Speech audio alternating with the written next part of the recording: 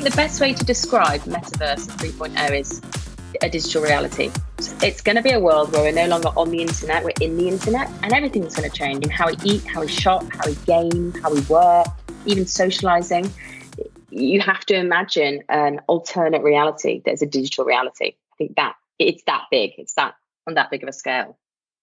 Hi, and welcome back to Bots and Beyond. As is standard for us now, and all those listeners that are listening every other week, you will know that we always have fantastic guests, and this episode is no exception. I'd love to introduce you to a long-term friend, actually, and somebody I met all the way back in 2016. Rachel Goalby. She is CEO and founder of a creative strategy agency. And this week, we are going to talk about VR and content strategy and fake humans. So it gives me great pleasure to say hello, Rachel.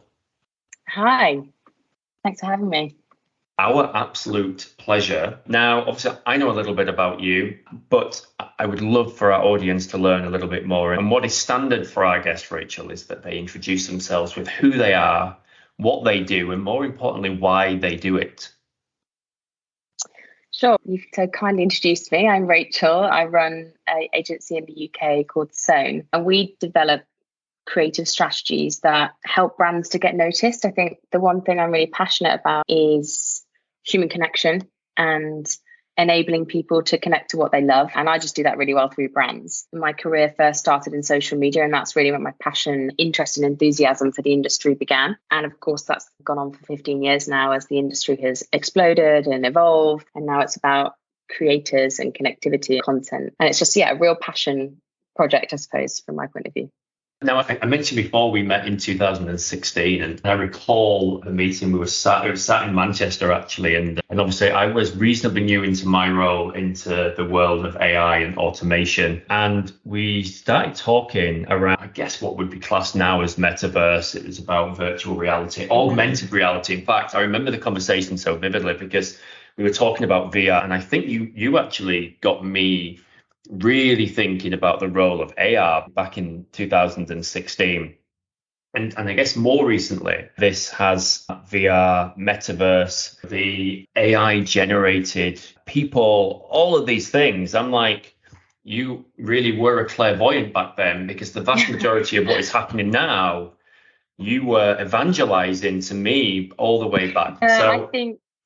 I also really remember that conversation, but I wouldn't say I was a clairvoyant. I think I was hanging out in Manchester with this amazing community of people who were building the blocks of this industry that it is now, which everybody's probably only just hearing about. But back in the day, it was these amazing little groups of people who were having hackathons and weekend builds, and it was AR, mixed reality, VR, and that VR is the metaverse through Web 3.0 as we're talking about it now, I would say. And we were just talking about, okay, how do we tell stories? How do we connect people? How do we become more immersive? And I think, as I said before, my passion is that social media connection and making the world more engaged. So I was really passionate about it. And actually, when you step back and look at the bigger picture, it's incredible in terms of when the shift finally does come and the mass adoption comes. It's a really interesting space. I guess we've had the social boom. We've got Web 3.0 now. From a marketing, from an advertising, from a brand perspective, it's all changing. Talk to us a little bit about that particular shift and what your views are on. I think so. I worked in the social media industry from the evolution of brands using social media. So we've gone from a world, in the last 30 years, we've gone from a world that consumers would talk at and advertise to.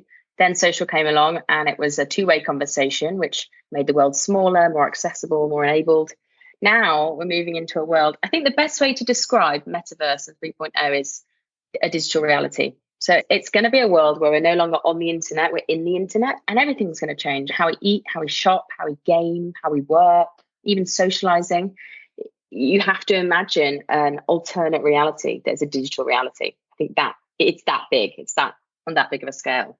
Wow, I want to pick on one of those things. How we eat.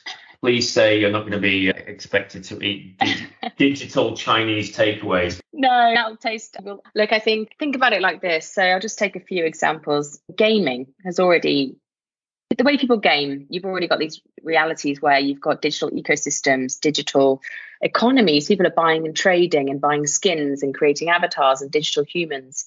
That's already happening. But when we expand it into the metaverse, the way you shop, so rather than going to the post office and returning products, you can try them on before you buy them, and then you've got a perfectly fitting product. It's going to be just a different way of engaging. Things like the pandemic really sped that up. We're actually really used to virtual meetings, remote working, Zoom. We're really used to that virtual engagement. And I think it's a creative layer on top of that. And it's actually a limitless world, really. I don't know whether you think that, but I was talking about this back with you in 2016. You're only really limited by your creativity. And of course, the platform's capabilities at the time, but that's evolving really quickly. Really interesting. Yeah. And I guess if I think about other industries outside of this, we've been talking about the digital twin for quite a while. And if you think about things like wind turbines, and we're testing wind tolerances on a wind turbine, but we're doing that in a digital realm. I guess there's no reason why we wouldn't be, if you had a digital twin of yourself, all the right dimensions, you would be able to check how things fit. I've never really even thought about yourself in the metaverse as a truly digital twin, so that you can do things, try things, test things on your digital self prior to receiving them in the physical world. Amazing. And it's not just that as well. I think it's your digital self can learn immersively. Your digital self can train immersively. You can learn how to become a surgeon. You can learn about history and walk through the jungle of, I don't know, back before the world became humans. It's a fully 360 opportunity that we don't have as humans in the real. Very interesting. Mind blowing. Right. Yeah. Mind blowing. Okay. Now, one of the things that organizations struggle with is taking this vision and being able to do something with it. So where does it start? If a brand is wanting to start and engage in this type of digital witchcraft, how should they think about it? How should they start? I think it depends what your brand or company provides, whether that's a service or a product. It can really depend. I think it's looking at the opportunities within the metaverse and within Web 3.0 and finding what will either drive a brand value or a immediate return on investment. I don't think, unless you're Nike and creating digital assets that you can buy, so you can buy a pair of Nikes and have a digital asset as an NFT or something. And that's one way brands are doing it. Other brands are designing their entrance into it with brand avatars, creating their brand digital human. Others retail are creating and designing their virtual stores.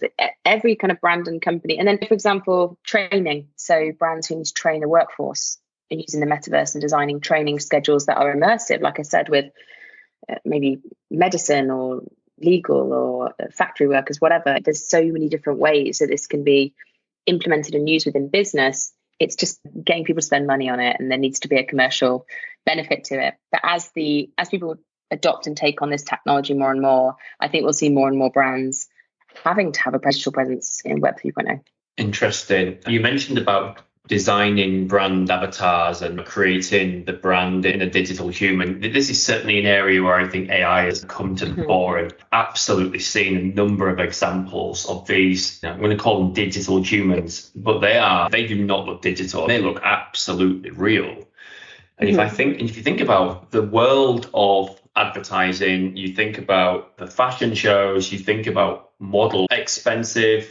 Generally, you can't change the appearance of people, at least in the physical world. At least you probably wouldn't want to, in order to fit your brand better. I guess it's a real opportunity for a brand to not only design their product, but to almost design the person that is promoting their product now. We would never have been able to do that, the whole designer baby. I just don't think anyone ever had the foresight to create a designer baby, and then 20 years in the future, they're at a point when they would be able to be this. But we don't need to worry about that anymore, because we now have these human-like avatars. Is that going to be big in the future? I know it's in the news now, but is that the future of brands? We can only speculate, I think, at this point. But right now, within social media, the creator economy and influencers have been huge, absolutely huge, for brands actually getting to their target customer through seemingly organic means and peer-to-peer networks. If you take that creator economy and you create your own creators. So like you said, they're creating their ideal consumer profile, their ideal customer, and they're mirroring everything. In branding, you look at brand archetypes and psychographics and the behavioral patterns of people to really understand your customer and to really understand why they would buy and why they would care. If you then design this avatar who speaks just like one of your friends speaks, or just like your favorite influencer speaks, that's really powerful. And they're wearing because sometimes brands align and go, our kind of consumer would also wear Levi's. They would drink this drink. They would spend this kind of money. You could build this person who has skins from different brands on them, and then you can do different partnerships and all sorts of stuff. It's really immersive advertising. And I think it's almost flipping on its head everything that we know about advertising and turning the volume up completely. It's so exciting. But like I said, you're only limited by how creatively you can think and how immersive you can be with the Metaverse. Amazing. No, I think if you do look now, and I guess this all comes through the evolution of the industry, the social rise, the rise of the influence, I guess the creation then of almost a virtual influence can certainly be seen as at least a step. Now, I guess the challenge on that then is how do you create the type of following how would they create the growth in their following? Because I guess having the person is one thing, but it's the people who are interested in what it is that they do and what they say, which is why the rise of the influencer has been so prominent for many brands recently. Interesting. Yeah. And I think just talking about digital humans, I think you could see a world where it isn't influencers, it's brand avatars. So you are actually engaging and communicating with a brand. There's been a big rise in audio. There's been a huge rise in podcasts. So you could be talking to Apple, not influencers. You're not having that middleman. You could be talking directly to lots of brand avatars that are Apple. Yeah, it's quite limitless. Interesting. And then, so we talked about humans, but I also like the idea of designing the virtual stores. So again, we're very used to historically going into a physical store. Now we have an online shop. The reality is they're still very different. The feeling of clothes, the trying on of clothes, the just browsing around the racks is so different to scrolling through a web page. When you talk about virtual stores being next, talk to us a little bit about, I guess it feels like it's a bit of a middle ground, right? Yeah, and I think it's often with virtual stores, nothing will replace that physical asset. But I do think that look at the problems. You've got traffic to get in, parking, and clothes may not fit, or you have to, during the pandemic, you couldn't try clothes on. It's a lot of time out of your day returning clothes. And I think if there is a world where, and if the graphics and the technology actually gets up to speed, you can get a perfect fit and really try it on and see it from 360 from behind, see it different colors. I think that option is there. But beyond clothing, it's testing out and going to the bank and talking to someone about how annoying is it to sit on the phone and try and get through to somebody at the bank. I mean, that's honestly one of my pet peeves. But being able to sit down in front of an avatar and have a frank human conversation, but face to face, that's quite an interesting concept. So I do think you will see a moment where we have a meta high street. We won't have a high street. We'll have virtual customer service, virtual product experience. Interesting. I can absolutely see, and we spoke about it earlier on, that just the ability to, if you think about yourself, even as a digital twin, that ability to go into a high street, check out products in that digital sense. As you say, it doesn't take away the fact that you can't see, you can't feel, you can't smell, you don't get those other sensory experiences yet. But yes, exactly. And I think there's a lot of technology being developed around sensory experiences within the metaverse as well. This technology is a really long way off in terms of the vision and actually the reality, which some of the hardware, it makes you feel sick. Like the internet, the wild west of the internet back in when social media first came around was a horrible place. You had awful things going on, no data protection laws, no protection. You've probably got that space now within Web 3.0. There's a lot of work to be done before it's a space that we're envisioning now. and a safe space. And I think it just needs the right people on board, the right brains and diversity, and a lot of consideration. Everything we've learned from Web 2.0, all the good things definitely need implementing into Web 3.0 so that it's a good experience. Because we've learned the hard way with social, I think, and with the internet. But yeah, we're already doing a lot of the things. So creating a social media identity, having likes, having friends, that will be the same, but it will be our meta identity, like you're saying, the human twin. We're already doing a lot of these behaviors. It will just be in the internet rather than on the internet. And I think that's a really nice way of looking at it. I think this is absolutely mind-blowing. I love the role of where AI can play a role in this, certainly in the generative space, whether that is generating on-brand conversation as part of having a digital brand avatar, whether it is the designing of a brand digital avatar or more. I think the role and the future of AI and the role and future of VR, AR, mixed reality, Metaverse and Web 3.0 will become even more intertwined. And I'm sure for those who have an even greater imagination than me, there'll be many examples. No, this has been amazing, Rachel, as it always is with you. So insightful. And as I say, this is not necessarily something that is just new for you. We're talking over 6 years since we've been talking about this. So it's amazing to get you on the show and just to pick your brains, even just a little. And I'm sure for the rest of the audience, you will have explained a lot of quite complex things in a very simple and articulate manner. So thank you ever so much for appearing on the show. You're welcome. Thanks for having me. No, absolute pleasure. Thank you, everybody else, for listening. And we will be back with another Bots and Beyond soon.